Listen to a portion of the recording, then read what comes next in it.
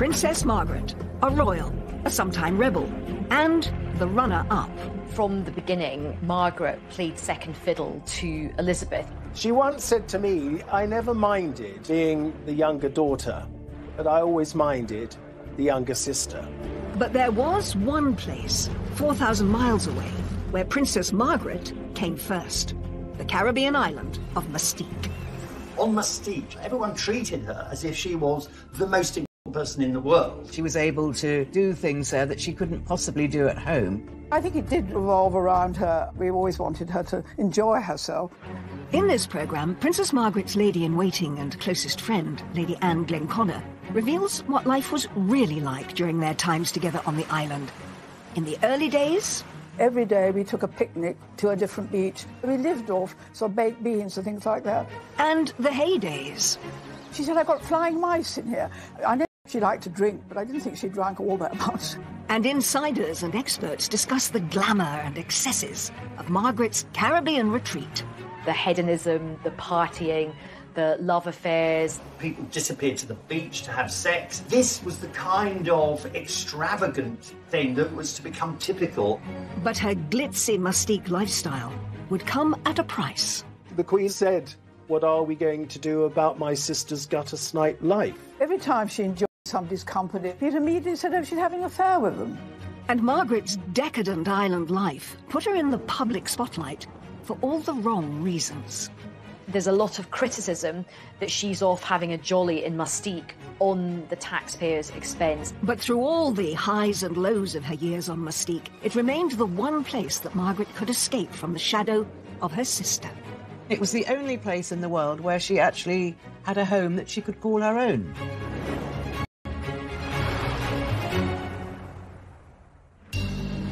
January 1976. Princess Margaret arrived by private plane on the beautiful and secluded Caribbean island of Mustique. She was here to celebrate the 50th birthday of a close friend. But she was also escaping. Back home, Margaret's marriage to Tony Armstrong-Jones, or Lord Snowdon as he was also known, had broken down. He'd had numerous affairs, and Margaret needed to get away from London and from him. And Mustique was the perfect place. Tony became a serial adulterer. What started the rumours about your marriage? You know more about this than I do, I'm afraid. The media were already making money. Who were concerned. Her sister, Queen Elizabeth, had reached the end of her tether. The Queen had said to Prime Minister James Callaghan words to the effect of, what are we going to do about my sister's gutter snipe life? The trip to Mustique would give Margaret a chance to get away from all of her troubles and have some fun.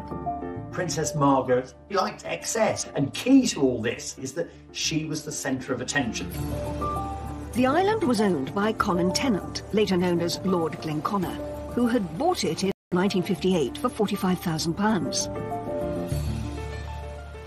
He'd always had this dream about having a proper island, I think. And Princess Margaret was so wonderful because she went along with Colin's dream. She encouraged it. Colin and Anne Glenconner had always been part of Princess Margaret's social circle. Anne, his wife, was an extremely close friend of Princess Margaret, and she also became a lady-in-waiting. I've known her, really, ever since I was about 3. My family were always great friends of the royal families. Colin Tennant's 50th birthday was going to be a huge, excessive and glamorous party. He was an ace putting on parties, and he was really only happy when he was doing that. You could do whatever you liked. People disappeared to the beach to have sex, skinny dipping in the sea, and this was the kind of extravagant thing that was to become typical. He was like a ringmaster, really, in a circus, arranging everything and controlling everybody, and don't do this and don't do that. The star-studded party was the epitome of opulence and a world away from the stuffy life of the royals back in the UK. It was like a big house party, really, and everything was gold. There was lots of photographs taken. Bianca Jagger was brought in on a sort of and litter carried by some local boys that were completely naked except for a golden coconut positioned in the right place. That was quite a sight. And it really captures the spirit of the 70s and also the spirit of hedonism on the island. Colin was so extravagant. He even sprayed the grass gold. His wife, Lady Glenconnick, sprayed her face gold and then regretted it afterwards because it was deeply unflattering. It was terrible because every time I moved my face or smiled, the whole of my face was cracked in a very unbecoming fashion. And Colin kept on saying, "Aren't you enjoying yourself?" I said, "Yes, I am, Colin, but I can't smile." Of course, the belle of the ball was Princess Margaret. She had the most beautiful dress that we'd had made for her, so she was thrilled. Turban on. It was Colin's party, but Princess Margaret ruled the roost, as she usually did on Mustique. It was a welcome break from the royal pecking order in Britain. From the beginning, Margaret played second fiddle to Elizabeth. I think it's really difficult for Margaret. You know, she is an extrovert, she's quite an alpha type, and I don't think she takes kindly to playing second fiddle. She once said to me, "I never minded being the younger daughter, but I always minded the younger sister." On Mustique, she could be queen. Everyone kowtowed to her. Everyone treated her as if she was the most important person in the world. I think it did revolve around her up to a point, you know, because Colin wanted her to be happy and we always wanted her to enjoy herself. But even though Margaret could relax and party on Mustique, she didn't want anyone to forget that she was royal. So people still had to curtsy and bow to her, even if they were in bikinis. And there were stories of waiters having to swim out to give her a cocktail. When she went swimming, because she was easily bored and insisted that people talk to her. One was deputed to swim with Princess Margaret. She had this beautifully coiffed hair, so she would swim very upright, doing a breaststroke, very, very slowly, looking ahead. And then I developed a sort of side stroke where I could keep up with her, doing a sort of doggy paddle with one hand. By the time of Colin Tennant's party, Mustique had become Margaret's very own pleasure kingdom, a centre of glamour and excess, and a refuge from her troubles back home. But when she first visited, back in the early 60s, life on the island was shockingly different.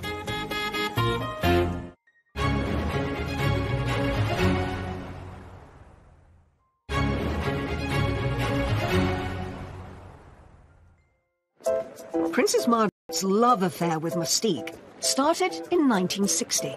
She first visited the island during her honeymoon tour of the Caribbean with her husband. It is not only a delight, but a sort of miracle to arrive 5,000 miles from England and find oneself instantly and absolutely at home. In those days, the royals had these sumptuous honeymoons, always on board Britannia. She was very familiar with all those Caribbean islands and very at home with them. And the Caribbeans really liked her and kind of understood her. During the trip, Margaret's good friends, Colin and Anne Tennant, invited the couple to visit the island that they had just purchased. 2 square... And it had to anchor quite far out. Then suddenly I saw a little boat being lowered. And there we were on the beach, looking pretty sort of scruffy. And these immaculate-looking sailors got out of the boat with a letter from Princess Margaret saying, you know, we've arrived, we long to see you. Mustique, in the early days, was very different to the other Caribbean stops on the royal tour. When they visited, it was just in its natural state of scrubland. The island was incredibly basic, didn't have really many people there, didn't have running water or electricity. The whole place would have been completely overgrown. She would have been bitten alive by mosquitoes, but indeed the sand was still white and lovely and the sea was a turquoise blue. Every day we took a picnic to a different beach. We set up a little tent, like a sort of Boy Scout tent, and we spent the day there. And the food, I mean, you know, because the royal family always have the most delicious food and sort of tremendous chefs in their kitchens. And we had one very old lady who really couldn't cook at all. Or she just could open tins So we lived off sort of baked beans and things like that. But, you know, what was so lovely about Princess Margaret, people criticised her, say how difficult and spoilt she was. Well, she certainly wasn't spoilt when she first came to Mustique. During their brief stay, Colin and Anne took Princess Margaret and Tony on a tour of the island. There were no cars. We had a tractor and a trailer. And when Princess Margaret came, we strapped garden chairs onto the trailer. Over drinks that evening, Colin and Anne realised they hadn't got the couple a wedding present. Colin then turned to her and Tony and said, "Oh, ma'am, would you like something in a little box? Or would you like a piece of land?" And she said, "Oh, I think I'd love a piece of land." I think he was quite surprised when she turned around and said yes, because I think he thought it was so wild and it was so remote and it was so, you know, far away and difficult to get to that he didn't think she would sort of take him seriously and take him up on it. Princess Margaret fell in love with the tiny island of Mustique, but her husband didn't. Tony didn't greatly care for the Glenconners, so far as I understand it, and the land was given as a wedding present to Princess Margaret. It wasn't given as a joint wedding present. I mean, he wasn't interested at all. That was really the only time he ever went there. As Margaret left the little island that she'd fallen in love with, she had no idea when she'd be back. Margaret's marriage to Tony was going through a rocky patch. Rumours were rife of Tony's affairs, with men as well as women. And he was becoming less involved in Margaret's royal duties. It was said that their life together at Kensington Palace was a bit of a war zone. They had this very fiery relationship. They fight a lot. She was like a pressure cooker. She needed some kind of a safety valve. And it suddenly occurred to her that relief might come in the shape of Colin Tennant and Mustique. Margaret was thinking, I can get away from bloody Tony and all the girls he's sleeping with. Colin and Anne Tennant hadn't spoken to Princess Margaret about their gift of a plot of land on Mustique since her visit there in 1960. So when Margaret called about it, it came as a surprise. Obviously, this barren piece of scrum was of absolutely no use to her without a house. Rather cheekily, she said, "Does a house come with it?" When he and I were talking about this, and he actually said, "Well, I could hardly say no, could I?" He said, "So I ended up paying for the house." Margaret was famously tight-fisted. If she could avoid paying for something, she would. And of course, she knew that Colin Tennant didn't mind at all. You know, Colin wasn't a poor man. He had the money, he could afford to do it. Towards the end of 1968, Princess Margaret flew out to Mustique to start making plans for her Caribbean home. Colin and I were very nervous about having to stay because, you know, I mean, she had been used to being, you know, living at Kensington Palace and Windsor and Sandringham and Balmoral, you know, and there she was going to stay. And at that time, our main house had burnt down and we were living in a sort of prefab. I mean, it was really, really simple. Quite a journey to get there. You had to fly to Barbados and then fly to St Vincent and then had to take a boat. The sea is quite treacherous there, actually. It could be very choppy. The island was pretty wild still at this point. She just got stuck in. Roughing it on Mustique in those early days did mean just rigging up a sort of Heath Robinson contraption of a shower. She had to go outside, stand under a tree where we had a bucket. The bucket had holes in it. They filled up the bucket and she stood underneath. The water was like the water in Scotland. She probably recognised it from the Balmoral area.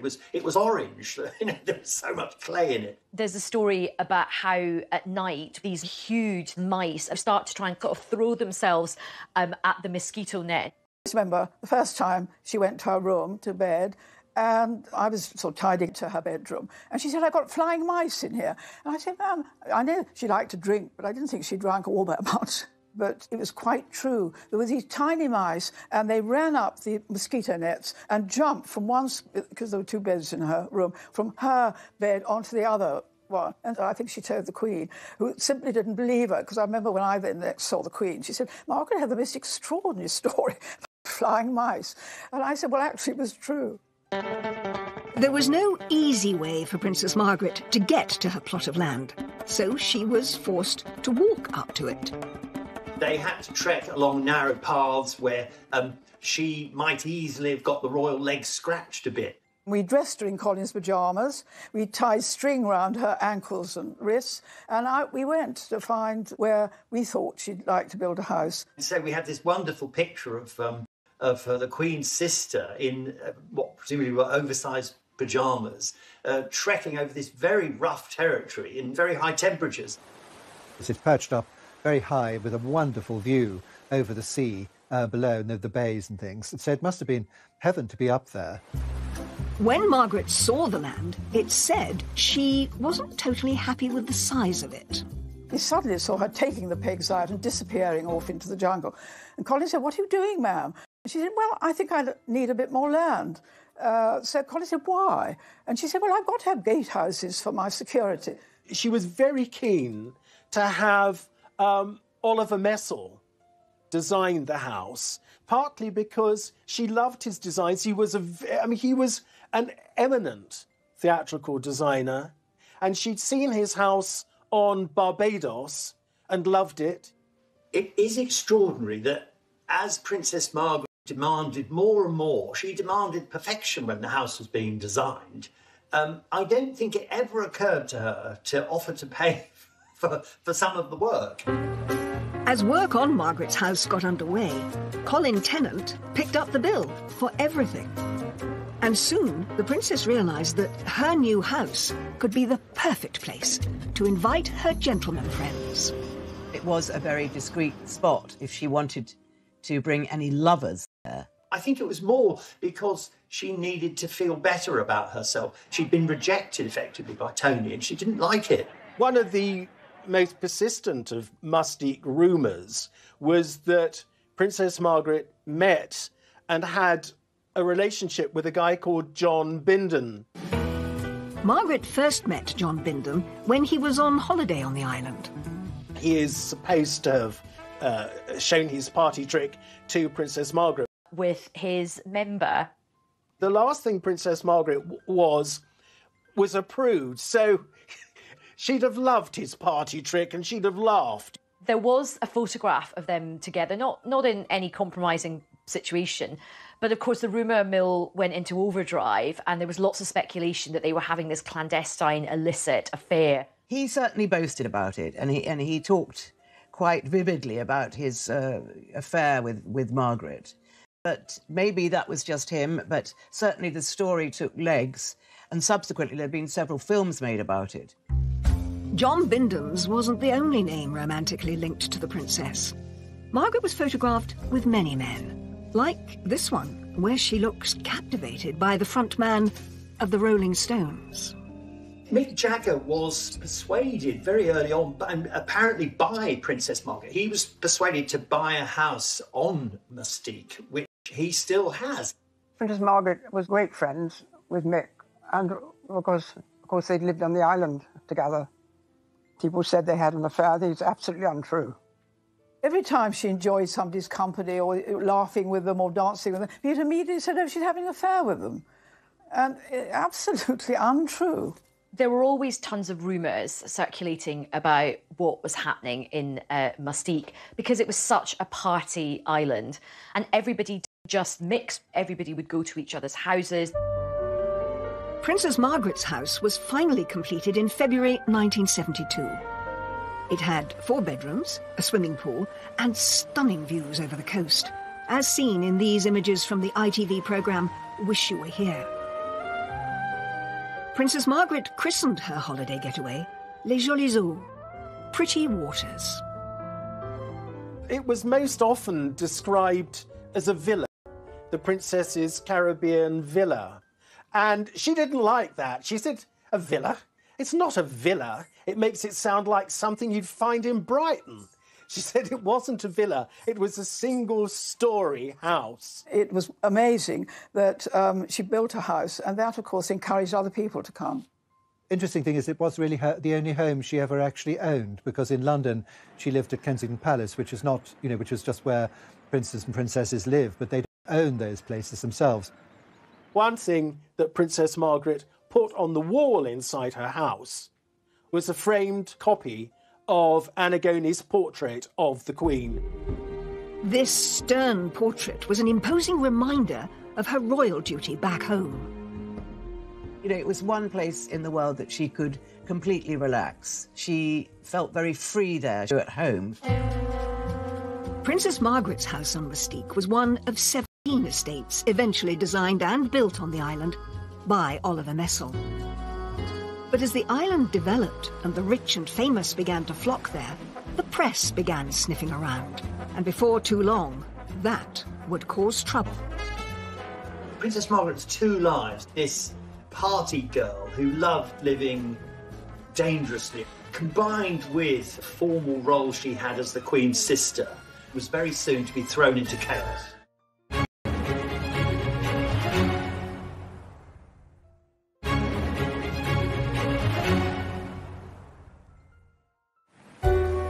Mustique had become Princess Margaret's special hideaway, not just from her royal duties, but from her marriage too, which was now in serious trouble. She was very angry about the allegations of his indiscretions, so I think she decided that she needed somewhere that she could escape to. But it wasn't just Lord Snowdon who was having affairs. The princess now was seeking solace of her own outside the relationship, and word had reached the palace. The Queen would have known about the rumours surrounding her sister. She would have got involved because we know the Queen has always worried enormously about the reputation of the royal family. But also we have to take the personal view. The Queen has always been very protective of her sister. And there was one relationship in particular that had been noticed. It began in 1973 when Princess Margaret met Roddy Llewellyn. Roddy Llewellyn was originally produced as a sort of spare man by Anne Glenconner at a house party in Glen. We were at Glen in Scotland, and it so happened that some young man dropped out, and we wanted to get the numbers straight. And I said to Colin, what are we to do? And so he said, well, I've got an aunt called Violet Wyndham. She was called Aunt Nose, because she had a very big nose, and knew everybody in London. So I rang her up and I said, by any chance, do you know anybody that might like to come up? And she said, well, actually, as it happens, there's a young man called Roddy Llewellyn. I think Princess Margaret knows his father. And it just was, you know, I suppose love at first sight. The princess herself was desperately unhappy. Meeting Roddy gave her back everything. They got on well. They used to sit in the drawing room playing cards together. And I remember going for a walk quite early on with Roddy, and he said, Princess Margaret's so beautiful. Didn't realise she was so beautiful, her eyes. And I just said to him, perhaps I shouldn't. I said, well, Roddy, you tell her, not me. I think Roddy's vulnerability version of her husband. This intimate picture from Lady Anne Glenconner's selection shows them together in the early days of the relationship. They managed to keep things secret, largely thanks to Margaret's house on Mustique. It was the most wonderful place for her, you know, for them to be together. Well, I think the Mustique is a perfect place for anybody who's having a love affair. It's a perfect setting for that, because you've got the privacy, you've got the, you know, all the beautiful weather and the beaches. Mustique gave the couple privacy and protection far away from prying eyes. He was always finding shells or doing something in the garden, because, of course, he was a gardener. They were always sort of doing something together. Then, at some point in 1976, a press photographer arrived on the island. Colin Tennant had been a very jealous monitor of who could and who couldn't visit Mustique. But he had, at some time, then decided it was good for business to have upmarket groups visit the island. But in 1976, unknown to anybody on the island, one member of the group that had been allowed to visit was one of Rupert Murdoch's employees, an Australian journalist. And he seized the moment with his long-distance lens. The photograph was taken, it was sent back to London, so the relationship became public knowledge. The photo, published in the News of the World, stunned Britain. It's pretty evident that they are in an intimate relationship and they're very, very close to each other. You can just tell that from the body language. But I think it was a pity it got out, you know, prying into people's privacy. That's what the press do, don't they? The photo of Roddy and Margaret gripped the nation, and the press went into a frenzy. Lord Snowdon, Princess Margaret's husband, was overseas at the time. I'm naturally desperately sad in every way. He was furious because he looked like he'd been cuckolded by a younger man, and that didn't appeal to his vanity. Lord Snowdon, is there any hope of a reconciliation? Thank you, Lady Celeste. It gave him the opportunity, in a sense, to look slightly like the wronged husband, which, of course, was very far from the truth. It was the final straw, really, in the marriage, because the following month, in March of 1976, Princess Margaret and Lord Snowdon officially separated. Although Margaret had endured years of infidelity, the public and the press now turned against her. In a sense, it opened the floodgates to press criticism and general criticism. They would sell more newspapers if they wrote about a princess behaving badly. They were on the lookout ever after for princes and princesses who were behaving badly. This ushered in, I think, a greater level of press intrusion into the royal family. After the images of Roddy on Mustique emerged, talk turned to the possibility of the first royal divorce in 4 centuries. It was a bruising time for Princess Margaret. She had lost public support because I think people were quite horrified by the Roddy Llewellyn affair. So, you know, her rating with the public had fallen hugely. Once again, Margaret turned to her sanctuary, Mustique. Margaret's separation had put pressure on her relationship with her sister, who'd always hoped that the marriage could be saved. But in 1977, the Queen paid a visit to her sister on Mustique. The Queen was on a Silver Jubilee tour of the Caribbean. She still had the Royal Yacht Britannia, so they were able to pay Princess Margaret a visit. Margaret was absolutely delighted when the Jubilee tour of 77 brought the Queen and Prince Philip to Mustique. I mean, she'd been longing to show her sister her house. You know, Colin was so excited to have them there, of course. Well, we were all absolutely thrilled, I can't tell you. Colin nearly fainted with pleasure, but he thought he'd never get the Queen to come to Mustique. But it was tremendous. Anwar Hussain was one of the few photographers permitted to capture the extraordinary moment. The Queen visited her sister on the island. Queen was on Britannia, and I had a number of the PR. I rang him and I said, look, we want to come, and it's a historic moment. Queen has never been to Mustique, and they like these sort of pictures I did of Queen looking more natural. It would be Queen Elizabeth's first time on the island that had meant so much to her sister over the years. They had a little boat to bring them into a little jetty. See the way they arrived. They had made a special crown, and where they walked through it, and it was sort of very rustic. And the little kids, local kids, came and joined, dressed as fairies, and I think it was quite a little personal touch. The locals were meticulously coached for the monarch's arrival. I taught them how to curtsy and taught the men how to bow. And I said, you know, when the Queen comes, you stand up. Well, when the Queen got off, they never moved. They sat absolutely on their seats. And I could see her so graciously going and looking and smiling. The Duke of Edinburgh, of course, being the Duke of Edinburgh, the minute he got off, he turned to Colin, actually quite rather dashed by that. During the Queen's visit to Mustique, the partying, the extravagance, the outrageousnly, that would have all been put on hold. Colin Tennant would have been on his best behaviour. She would have visited her sister, but it all would have been very, very low-key, no wild parties. The vehicle laid on for the Queen to travel the island was rather different to what she might have been used to back home.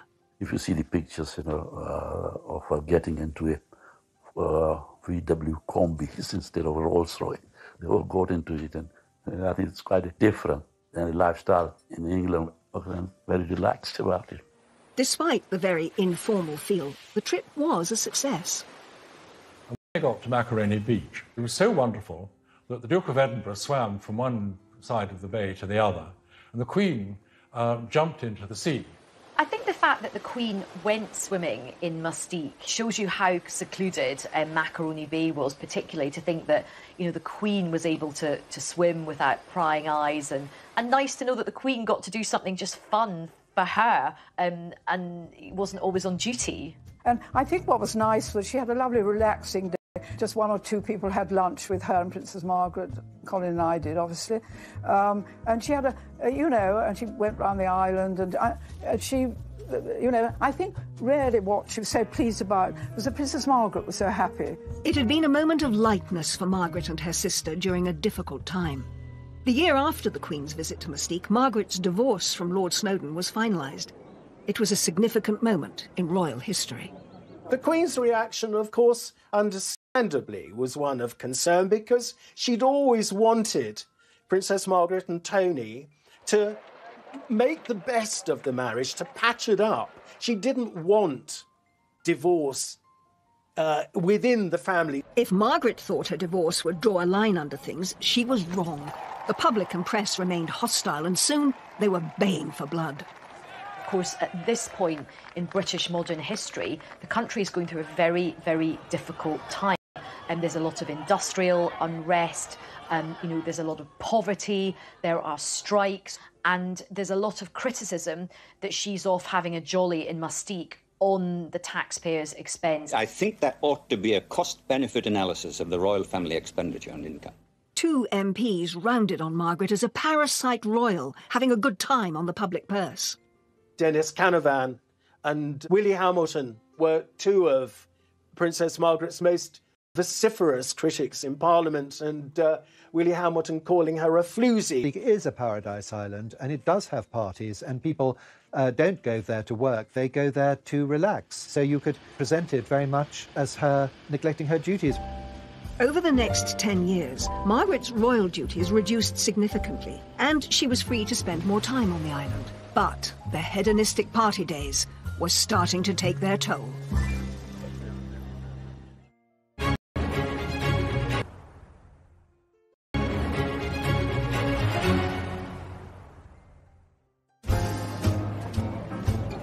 After a turbulent time on and off Mustique during the 1970s, Princess Margaret finally separated from Roddy Llewellyn in 1980. The princess's relationship with Roddy had lasted for 8 years. But in 1981, he married a very charming and talented lady called Tanya Soskin. She knew Roddy wanted to get married. She accepted it. She made friends with his wife so that, she would be able to see him again. And when he had his 3 lovely daughters, she was always interested in them. Margaret remained officially single for the rest of her life, but she still loved a good party. And in 1986, Colin Tennant hosted a celebration for his 60th birthday on Mustique. And it was a glamorous and opulent affair. Colin had chartered this enormous, great 400-foot sailing vessel. And so, again, the great and the good were treated to a week of wonderful parties, culminating in the Peacock Ball. We started off in St. Lucia, we went to Martinique, and then we had parties on all the different islands. Princess Margaret didn't come on the boat. She was in her house in Mustique, and she gave a wonderful lunch, which was a sort of festival, of bobbing apples, champagne. Anyway, about 6 people, including Princess Margaret. The Peacock Ball was a star-studded night, as this extraordinary photograph shows. But royal tradition dictated that Princess Margaret should be the last to arrive. Princess Margaret was not going to arrive until all the guests had arrived. And there was one to come, who, of course, was Raquel Welch. Anyway, eventually there was a stalemate, and the Princess Margaret then came in and was greeted by Colin and Anne. And then Raquel Welch came in. Raquel Welch was always late for everything, so she actually was later than Princess Margaret, which was slightly irritating Princess Margaret because she's always meant to be the last person to arrive. As seen in this intriguing photograph, the evening saw Colin adorned in a crown of his own. The culmination was the crowning of Colin as the King of Mustique by Princess Margaret, which of course was a joke because Mustique is part of sovereign territory.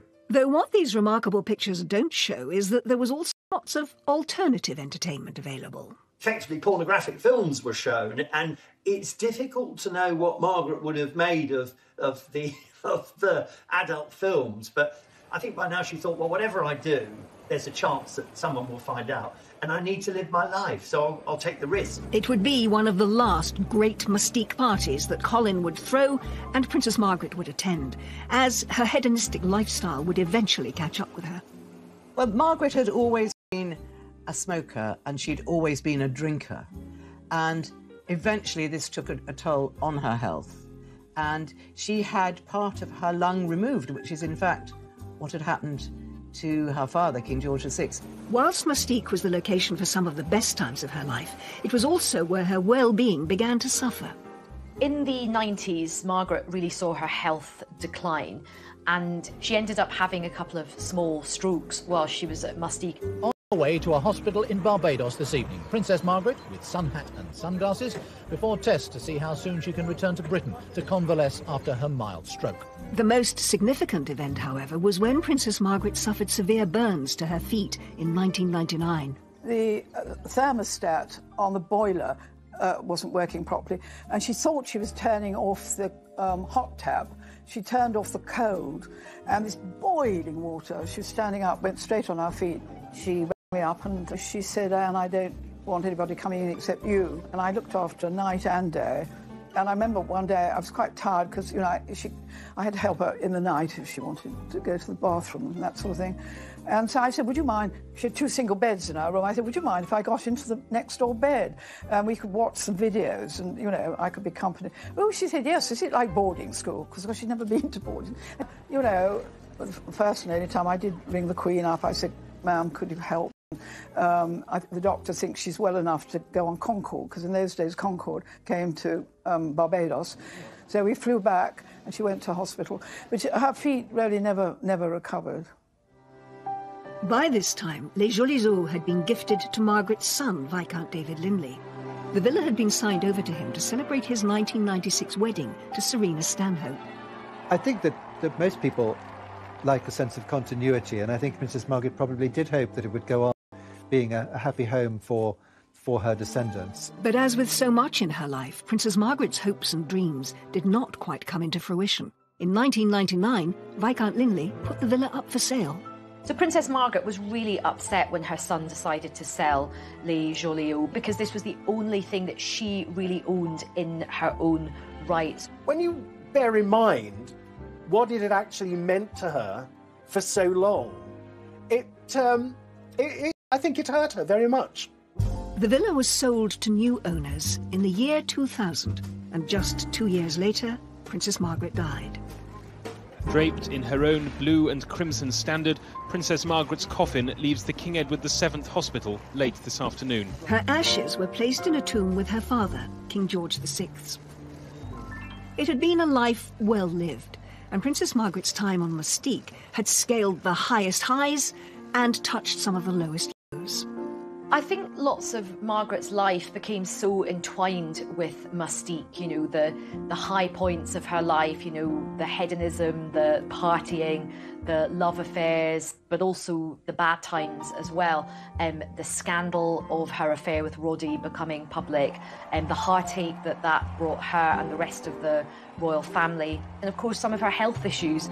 There's little doubt Princess Margaret's life on Mustique did much to change the perception of royalty in the 20th century. She opened up the family, not just to the reality of divorce, but then she also opened up the royal family to the kind of criticism that we saw with Prince Charles, that we saw with the Duchess of York and Prince Andrew.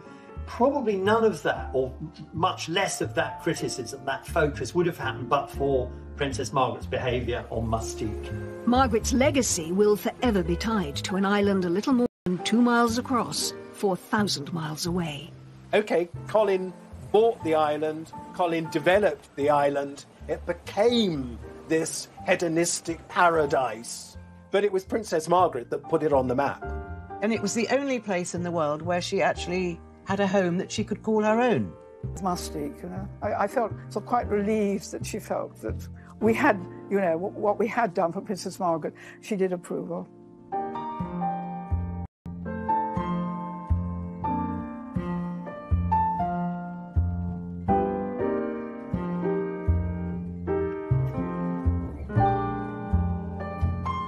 Can't smile. Of course, the belle of the ball was Princess Margaret. She had the most beautiful dress that we'd had made for her, so she was thrilled. Turban on. It was Colin's party, but Princess Margaret ruled the roost, as she usually did on Mustique. It was a welcome break from the royal pecking order in Britain. From the beginning, Margaret played second fiddle to Elizabeth. I think it's really difficult for Margaret. You know, she is an extrovert, she's quite an alpha type, and I don't think she takes kindly to playing second fiddle. She once said to me, I never minded being the younger daughter, but I always minded the younger sister. On Mustique, she could be queen. Everyone